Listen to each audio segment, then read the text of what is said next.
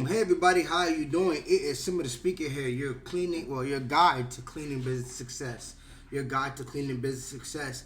Welcome back to another video. Once again, if you are new to this channel, please subscribe. By the end of this video, if you can give me a thumbs up if you feel like you receive value, if you see the effort I put in to try to give you value, right? So both will be appreciated if you can give me a thumbs up and subscribe. But I want to get straight into it today. Once again, as you guys know, I say every video, if I'm just a chatty patty, right? I could talk and talk and talk. Sometimes I want to give you the information straight. Sometimes I'm here talking so passionately, 30, 40 minutes go by and we're still here, right? So I'm going to get straight into it. Today, I want to talk about the 4 things you can do to run a good remote cleaning business. These are my 4 pieces of advice that you can use to run an efficient and effective remote cleaning business. Okay, so we're going to get straight into it. So the first thing I want to talk about is speed.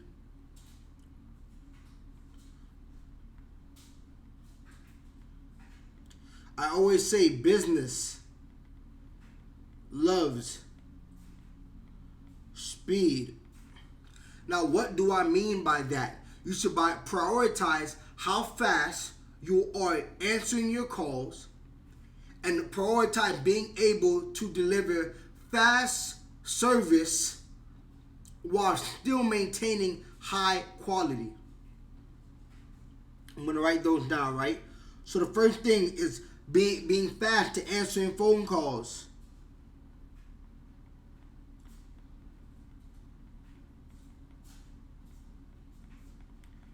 Right? They say that if a call rings, right? Let's say a client is calling. After you have about realistically 5 to 7 seconds to pick up that call before a client may hang up and go search for somebody else to get the service done, right? To get the cleaning done.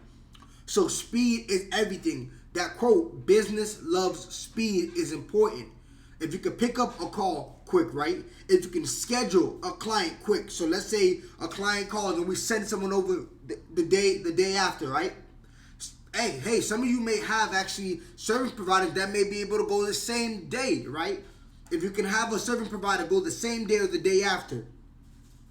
If they can, so one thing people don't realize, and you'll figure out as you go through the business, a lot of times clients don't want cleaners in their house for too long.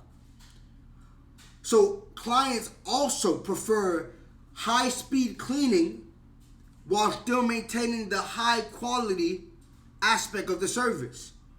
So not only do we want to answer calls with speed, we want to have cleaners that clean fast and keep high quality.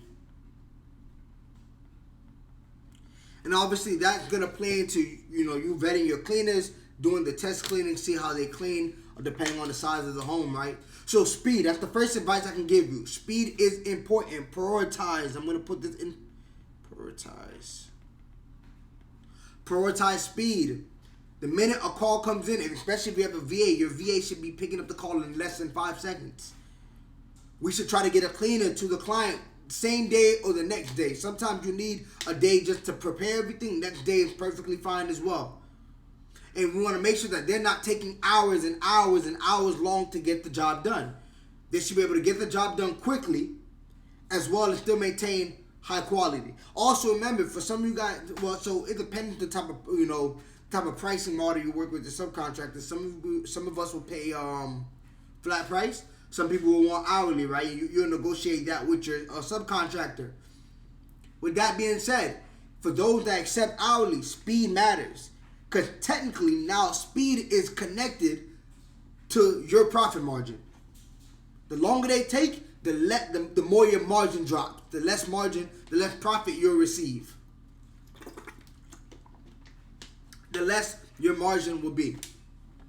Okay, like I said, I want to go straight into it. Let's go to number 2. Another thing you can do to run an efficient business is quality insurance.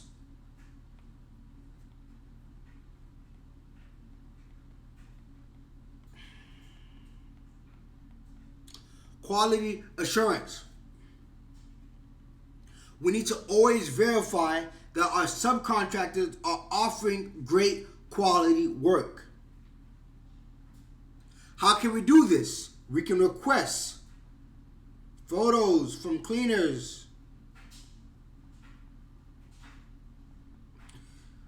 This is important. We can request photos from cleaners to see how the cleaning was. Also, side tip, you can actually use this for marketing. So you can use this for Google My Business, do before and after pictures, side by side, throw them up. Social media marketing as well. Nonetheless, quality assurance.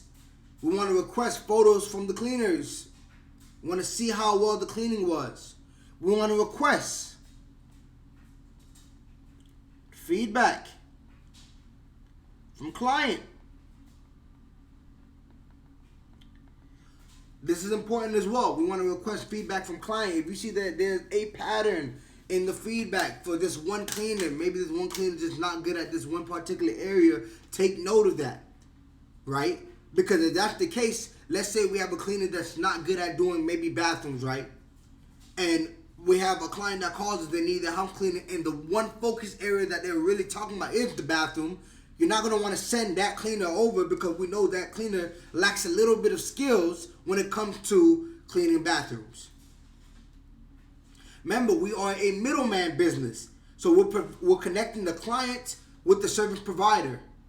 So it is our job to make sure that the actual service that is happening is well. The actual service that is happening is done well, right? And that the client is actually happy. Those are the two things. Sorry. I think I mentioned this in another one of my videos. Sometimes my ideas be clashing at the same time in my head. I'm trying to get them both out. But yeah, we want to make sure that the service is being done well and that the client is happy. Quality assurance.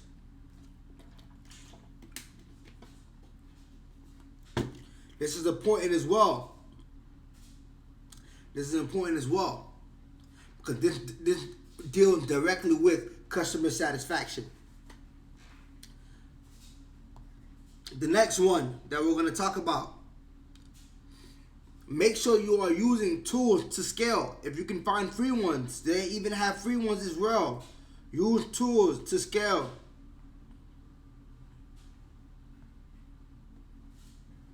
Right?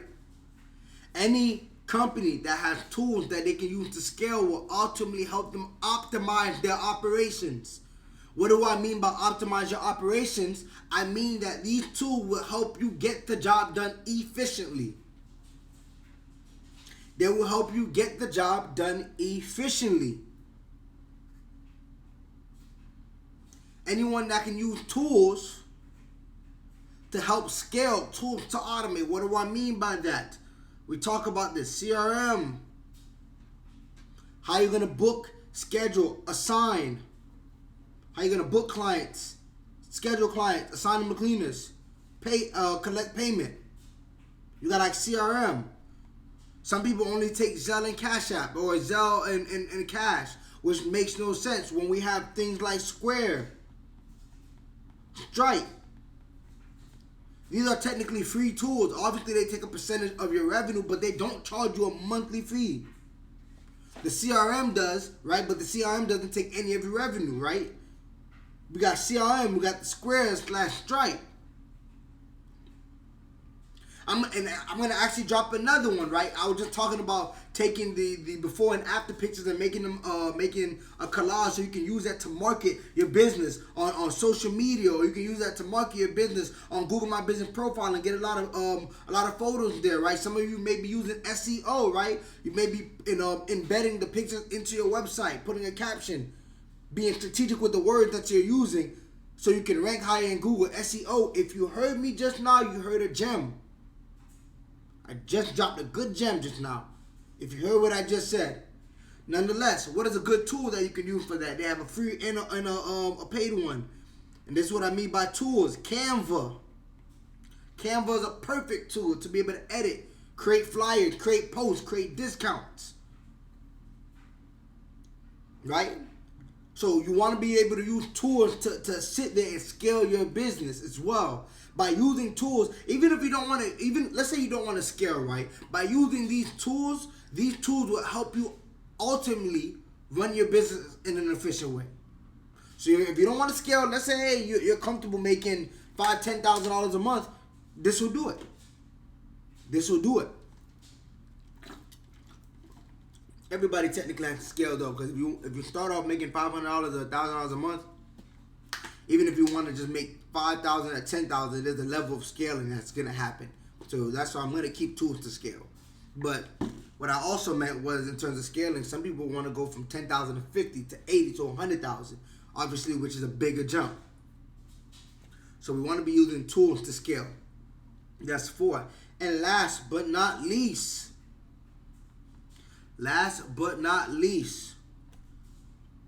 we need to maximize lifetime value. And in parentheses, I'm going to put reoccurring. Why did I add this, y'all? Why did I add this? Sorry, I need to also make sure I spelled this right, because I think I always, occurring again. Yeah, I think I did. Okay, good. Just wanted to make sure. So why did I say maximize lifetime value? So there's a concept. I won't go too deep into it. I'm going to make a separate video about this, because I don't hear a lot of cleaners talking about this. When you have a reoccurring client, right, where you have a set price that they pay you, and the lifetime value is the average amount of time that the client will stay with you multiplied by the price they're paying you. So let's say if I have a client that is paying me $300 once a month, right? $300 once a month, and this is why I say data is important, because sometimes you have to look at your data to kind of see what your what the average lifetime value of your client is, or how long they stay, the average lifetime that they stay with you. But we're gonna just do some basic numbers. If I have a client that is paying me $300 a month to do a recurring cleaning, and they've been with me, let's say my average lifetime for a client is about 12 months. The average value of that client would have then been $3,600, right? $3,600 would have been the value of that one client revenue, right? And there's obviously a way you could do the math with profit. So let's say you spend half of that on labor, then divide that by 2, then $1,800 is the real value profit-wise on of that client. But so this is what I mean by maximizing the lifetime value, and this is the beauty of the remote cleaning business model, right? We need to be always offering reoccurring services. We need to always be offering reoccurring services. As well, we need to find a way to keep clients with you for at least 6 to 8 months, right? I've had clients that have been with me for longer, and I have clients that have been with me for less. You have to understand as well, sometimes we have snowbirds come, so they stay for a period of time and then they leave, right? I have some people like that I manage their property. They come for a little bit, we do the cleaning. By the time they go back, they don't need to do the cleaning anymore, right? But the point is, for your clients that are here and one-time clients, right, we need to always be offering reoccurring services, right? Always doing follow-ups. Hey, can we, would you like it to come again? Would you like it to come again? And then from there, you need to also find clients. You need to also keep clients. I don't know why I put find clients, y'all. Sorry. Keep clients. I knew something was wrong with that when I was reading. We need to find a way is what I meant to put. Find a way to keep clients with us for at least 6 to 8 months. At least 6 to 8 months, right? At least 6 to 8 months. And over the time, if you're stacking reoccurring clients, and the average time for them to stay with you is about close to a year to half a year, you really want to get to 12 months. Honestly, 12. I'm gonna put this right here. 12 months preferable.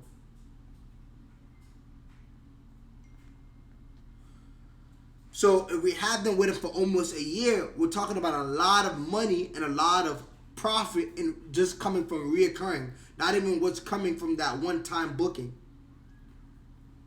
So with that being said, going back into our video, look at this. And we prioritize speed, right? We pick up the phone quick, right? We're able to get a cleaner there same day or next day. People are going to love us if we're always making sure that the quality of the cleaning is good. Getting feedback from both the cleaner and the client. We can never lose. We can never lose, right? Even if we have to send them back to redo the cleaning, and we send them back the next day. Another policy I like to have is, hey, if something's wrong, we'll send our cleaner back within 24 to 48 hours. You try to keep for 24. 24 is our goal. 24 is the goal. The faster you get the feedback from the client, honestly, you might even be able to send a cleaner there the same day. A lot of times, because cleaners are in the area or they've done the property the same, they don't mind going back doing it that same day. Sometimes they hate to have to go back 2-3 days later, and some people like to do that as well. You know, you're going to see, depending on the subcontractor you're working with. Tools to scale. Tools to scale. If you want to run an efficient and effective business, my advice is find tools that will help you scale. A CRM, right? A merchant services like through Square, through Stripe. Even if you're using Canva. Canva just one I just want to throw in there. That may be different or people may not be thinking about. Canva to take your before and after pictures. Or just to maybe take your pictures and edit them and post them somewhere so that you can market your services. And last but not least, we need to maximize the lifetime value of a customer. If a customer comes through our door, we should be seeing how can we get them back on the calendar next month. If they are on a reoccurring schedule, we should be making sure they stay with us for at least 8 months. I put 6 to 8 months, but we've got to shoot higher. We got to shoot for big goals. At least 12 months preferably. A client needs to be on a reoccurring schedule. Unless they're like a seasonal client. If they're a client that lives here, has a mortgage here, has a lease of a couple years here, they should be with us all 12 months. We need to shoot for that. Whether it mean maybe something they're going through a financial crisis and maybe you want to work out a price with them or however it may be, try to keep them for as long as possible. Once you pay for that client once, everything after that is pretty much all profit. Obviously beyond what you pay your labor, what you pay the labor or the service provider. But you're not paying for that client's acquisition cost again. You pay for that once. So we need to squeeze out every dollar out of our clients that we can. So with that being said, those are 4 things you could do to run a efficient, good remote cleaning business, right? This is what you could do to run a good remote cleaning business. This is also how you can scale as well. Once again, thank you for watching this video. Please, if you felt like I tried to even give value, if you feel like I did give value, right, give me a thumbs up. Definitely, I don't know, I was looking over here, but I always forget, there's no webcam here. If you go in my previous video, you'll hear what happened to my webcam. It's glitching. It's right over here. Nonetheless, yes, subscribe to the channel. Thumbs up, please. Comments, questions, I would love it. You know, I appreciate everybody once again. Tuesday and Thursday, 6 o'clock. You can see a video. Video will be uploaded every Tuesday and Thursday at 6 p.m. But with that being said, I will see you within the next video. Peace.